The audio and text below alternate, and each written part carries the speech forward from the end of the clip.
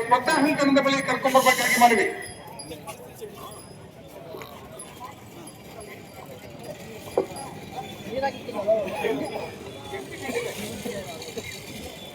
ನಾಲ್ಕು ಹಲ್ಲಿನ ಎತ್ತಿಗಳ ಸ್ಪರ್ಧೆಯಲ್ಲಿ ಸುಮಾರು 8 ಜನ ರೈತ ಬಂಧುಗಳು ತಮ್ಮ ಹೆಸರುಗಳನ್ನು ನೋಂದಾಯಿಸಿಕೊಂಡಿದ್ದು ಇದೀಗ ಉತ್ತಮವಾದಂತಹ ಸ್ಪರ್ಧೆಗೆ ತಮ್ಮ ರಾಜ್ಯಗಳನ್ನ ಕೊಟ್ಟಿದ್ದಾರೆ.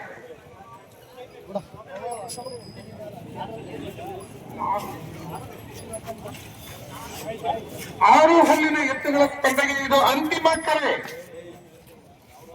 6 ಹಲ್ಲಿನ ಎತ್ತುಗಳ ಸ್ಪರ್ಧೆಗೆ ಇದು ಅಂತಿಮ ಕರೆ.